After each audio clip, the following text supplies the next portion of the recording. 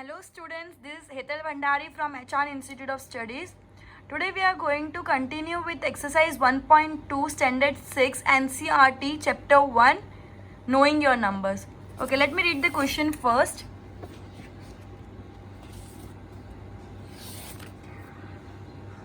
Question number 5th. Find the difference between the greatest and the least number that can be written using the digits 6, 2, 7, 4, 3 each only once. Greatest और smallest का difference बताना, तो सबसे पहले ये 5 number use करके सबसे greatest number क्या होगा 76432 76,432 एंड लीस्ट नंबर क्या होगा 23,467. इन दोनों का डिफरेंस ढूंढना है. Difference means subtraction. So will subtract 23,467 from 76,432. So 76432 minus 23467 will be. अभी सब्ट्रैक्शन करना है. ये तो तुम लोगों को सब्ट्रैक्शन आता है, तो मैं डिटेलिंग में नहीं बताऊंगी कि 2 कट करके 12 होगा, उसमें से 7 माइनस करेंगे तो 5 बचेगा. ठीक है, सब्ट्रैक्शन करना है. तो अल्टीमेटली आंसर आएगा 52,965. ओके, तो सबसे पहले मैंने क्या किया, सबसे ग्रेटेस्ट नंबर बनाया वो 5 नंबर को लेके, फिर सबसे छोटा नंबर बनाया, उन दोनों को माइनस कर दिया, बड़े में से छोटे को माइनस कर दिया, तो मुझे डिफरेंस पता चल गया. So the difference between the greatest and the least number is 52,965. Okay, next question number 6. A machine on an average manufactures 2,825 screws a day. How many screws did it produce in the month of January 2006? So the number of screws manufactured per day will be 2,825.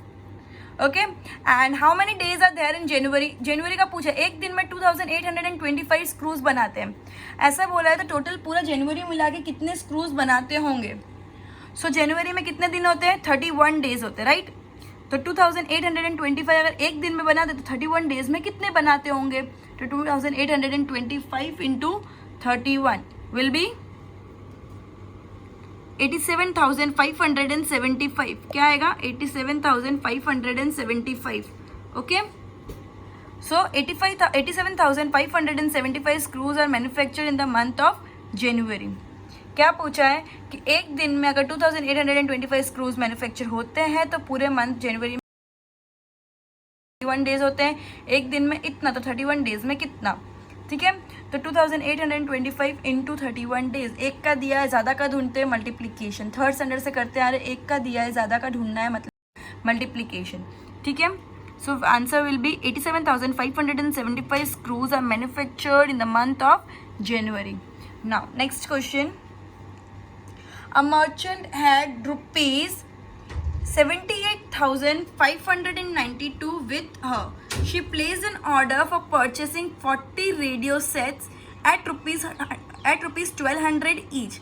Merchant के पास कितने पैसे हैं? Merchant के पास 78,592 rupees है. उसने order place किया 40 radio sets में, जिसका एक रेडियो सेट्स का रुपी है, मतलब एक रेडियो सेट 1,200 रुपीज़ का है. ठीक है, तो उसको 40 खरीदना है. How much money will remain with her after the purchase? 40 radio sets purchase करने के बाद उसके पास कितना बचेगा अगर उसके पास 78,592 रुपीज़ है? चलो एक मिनट.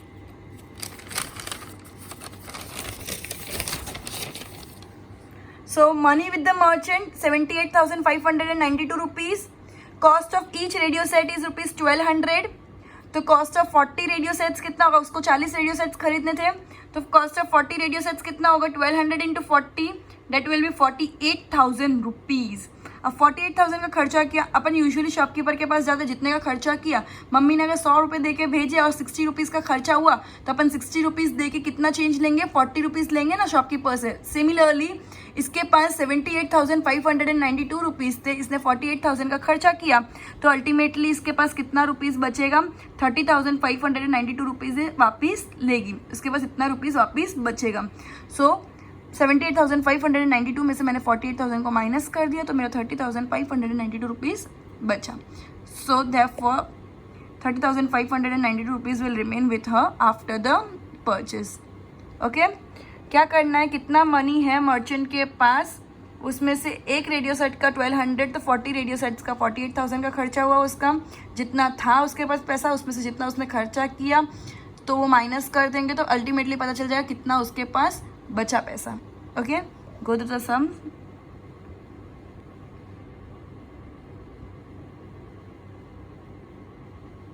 Okay, next.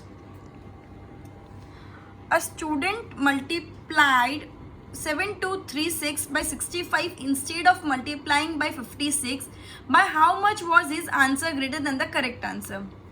ठीक है, अब इसके अंदर क्या बोला है, एक स्टूडेंट ने 65 से 7236 को इंटू करना था, 65 से कर लिया लेकिन एक्चुअली करना था 56 से। ठीक है, 65 से कर लिया लेकिन एक्चुअली करना था 56 से। तो अपन क्या करेंगे, इसमें दो मेथड है। एक तो 7236 को पहले अपन 65 से इंटू करेंगे, फिर 7236 को अपन 56 से इंटू करेंगे, फिर दोनों का जो आंसर आया उसको माइनस कर देंगे, तो अल्टीमेटली पता चल जाएगा कितना ज़्यादा था, रॉन्ग आंसर करेक्ट आंसर से कितना ज़्यादा है। ठीक है, पहले क्या करेंगे, रॉन्ग नंबर 65 था, तो 7236 को 65 के साथ इंटू कर देंगे, तो अल्टीमेटली मेरा 4,70,340 आएगा। फिर मैं वही 7236 को 56 के साथ इंटू कर दूंगी, तो मेरा 4,05,216 आएगा। ठीक है, फिर मैं 4,70,340 में से 4,05,260 को माइनस कर दूंगी, ताकि मुझे डिफरेंस पता चल जाएगा। अल्टीमेटली क्वेश्चन में डिफरेंस पूछा है। ठीक है, ये हो गया एक मेथड। इसको गो थ्रू कर लेते हैं पहले एक मेथड को, रॉन्ग आंसर, उसमें से करेक्ट आंसर, पहले रॉन्ग आंसर को ढूंढेंगे, फिर करेक्ट आंसर एंड फिर डिफरेंस। ठीक है, अब सेकेंड मेथड क्या है, सेकेंड मेथड क्या बोलते हैं, 65 7236 तो दोनों में कॉमन है, 65 और 56 का ही प्रॉब्लम है ना, तो 65 में से 56 को माइनस कर दो, मतलब रॉन्ग में से करेक्ट को माइनस कर दो। 9 डिफरेंस आया, पहले मैं माइनस करूंगी और फिर मैं इंटू करूंगी। उसमें पहले मैंने इंटू किया, फिर मैं माइनस कर रही हूँ, इसमें पहले मैं माइनस कर दूंगी, फिर टोटल डिफरेंस कितना आएगा, तो वो कैसे ढूंढेंगे, 7236 इंटू डिफरेंस कितना है 9, तो 9 के साथ इंटू कर दिया तो 65,124। दोनों का आंसर सेम ही आएगा, बस मेथड्स अलग है। ठीक है, इधर भी यही आंसर, इधर भी यही आंसर। सेकंड मेथड क्या है, एक और बार रिपीट कर रही हूँ, रॉन्ग नंबर में से करेक्ट नंबर को माइनस कर दो, जो डिफरेंस आया टोटल डिफरेंस ढूंढने के लिए 7236 को उसके साथ इंटू कर दो, तो अल्टीमेटली टोटल डिफरेंस आ जाएगा। क्लियर, दोनों मेथड में से कोई भी मेथड तुम फॉलो कर सकते हो, दोनों मेथड साथ में लिखनी ज़रूरी नहीं है। Okay, now question number 9। To stitch a shirt, 2 meter 15 centimeter cloth is needed. Out of 40 meter cloth, how many shirts can be stitched and how much cloth will remain? एक शर्ट के लिए 2 metre 15 centimetre cloth चाहिए। 2 metre 15 centimetre मतलब क्या होता है, एक shirt के लिए 2 मीटर 15 सेंटीमीटर क्लोथ चाहिए। 2 मीटर 15 सेंटीमीटर कितना होता है, अगर मैं सेंटीमीटर में कन्वर्ट करूँ तो 1 metre is equal to 100 centimetre. 1 metre is equal to 100 centimetre, so 2 into 100 is equal to 200 centimetre plus 15, so 215 centimetre. Okay, तो एक शर्ट के लिए कितना कपड़ा चाहिए, 215 सेंटीमीटर। टोटल क्लॉथ अवेलेबल है 40 मीटर्स का। टोटल क्लॉथ कितना अवेलेबल है, 40 मीटर। तो 40 मीटर मतलब अगर हम सेंटीमीटर में कर रहे हैं तो 40 मीटर को भी सेंटीमीटर में कन्वर्ट करेंगे, तो 40 into 100 is equal to 4000 centimetre total cloth मेरे पास अवेलेबल है। अभी टोटल क्लॉथ में मैं कितने शर्ट्स बना पाऊंगी, ठीक है, ये टोटल क्लॉथ में मैं कितने शर्ट्स बना पाऊंगी। ओके, नाउ तो मैं क्या करूँगी, 4000 को 215 से डिवाइड कर दूंगी। तो मैं अगर 4000 को 215 से डिवाइड करती हूँ तो मेरा 18 आता है। 215 1 सा 215, 400 में से माइनस करूँ तो 185, 0 नीचे आया। 215 8 सा 1720, माइनस करूँगी तो 130 सेंटीमीटर कपड़ा बच जाएगा। डजेंट मैटर टोटल शर्ट्स कितने बने पूरे, तो 18 शर्ट्स बने। तो 18 shirts can be made from 40 metre cloth. सबसे पहले क्या करेंगे, एक शर्ट बनाने के लिए कितना क्लॉथ चाहिए वो सेंटीमीटर में कन्वर्ट करेंगे, फिर टोटल क्लॉथ कितना अवेलेबल है वो सेंटीमीटर में कन्वर्ट करेंगे, फिर टोटल क्लॉथ को एक शर्ट का मेजरमेंट से डिवाइड कर देंगे ताकि पता चले कितना शर्ट बनेगा, कितने शर्ट्स बनेंगे। ठीक है, सो 18 shirts can be made. Go through कर लेते हैं सम।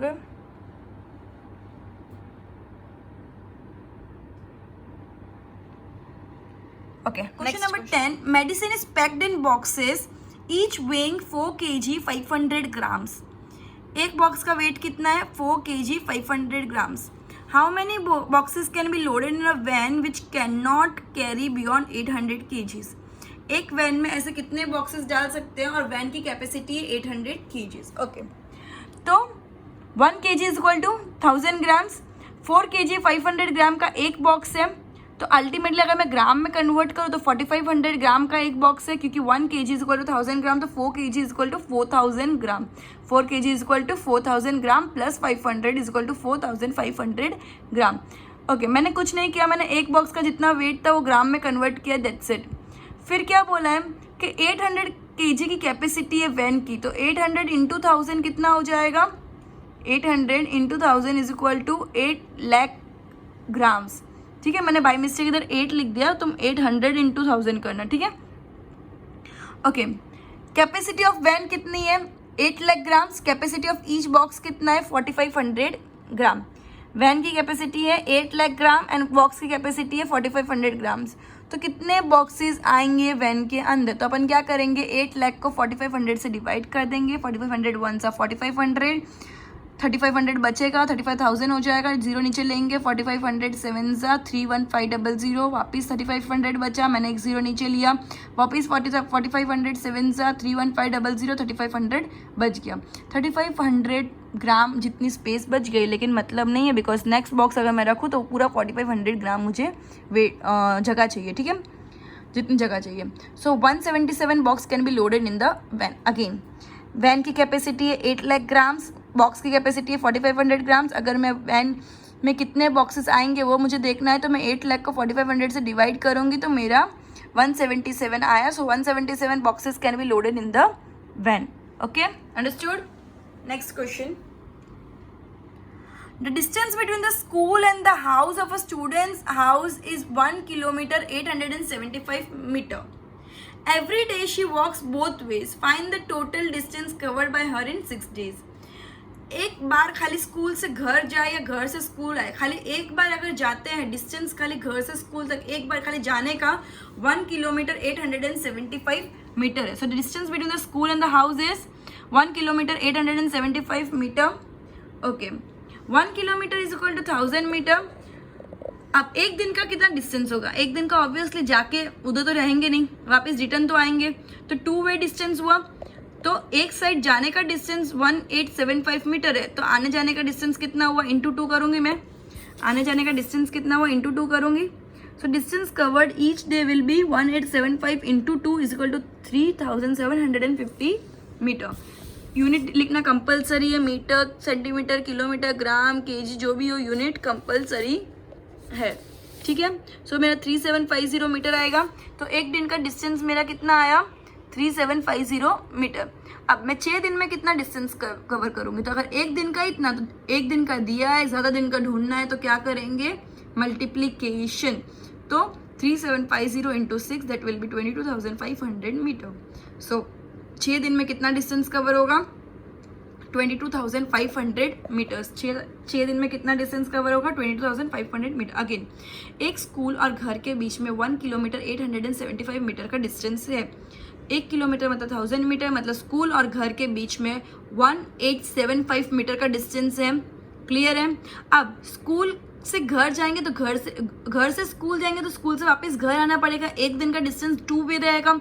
तो 2 वे मतलब एक दिन के अंदर में 1875 into 2 is equal to 3750 metres मतलब कवर करूंगी डिस्टेंस. तो एक दिन में 3750 मीटर अगर कवर करूंगी तो 6 दिन में कितना? ठीक है, तो distance covered in 6 days is equal to 3750 into 6 that is 22,500 metres. Okay, therefore distance covered in 6 days is equal to 22,500 meters. Okay, next question, last question of the exercise. A vessel has 4 liters and 500 milliliters of curd. एक बर्तन के अंदर 4 litres 500 millilitres of curd है, मतलब 4500 millilitre curd है, क्योंकि 1 litre is equal to 1000 millilitre. 1 litre is equal to 1000 millilitre. तो capacity कितनी है वेसल की? 4500 milliliter. 4500 milliliter. Okay, in how many glasses each of 25 milliliter capacity can it be filled? तो क्या बोला है कि कितने ग्लासेस के अंदर, एक ग्लास की कैपेसिटी कितनी 25 मिलीलीटर, तो कितने ग्लासेस में ये फिल हो सकता है। सो वेसल की कैपेसिटी क्या है, मैंने बाय मिस्टेक 41,000 लिख दिया, इट इज़ 4,500 सॉरी। सो इसे सर मैंने राइट ही लिखा था, it is 4 litres, I thought it is 4 litres 500 millilitre.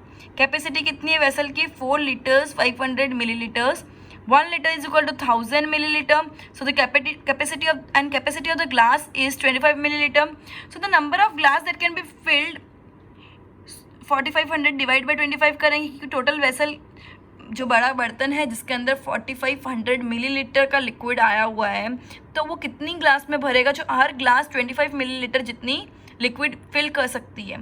तो क्या करेंगे, 4500 डिवाइड बाई 25, तो 25 1 ज़ा 25, 45 माइनस 25 डेट इज़ 20, 0 45 8 ज़ा 200, 0 नीचे लेंगे, एज इट इज़ ऊपर डाल देंगे बिकॉज ऑलरेडी सब 0 है, ठीक है।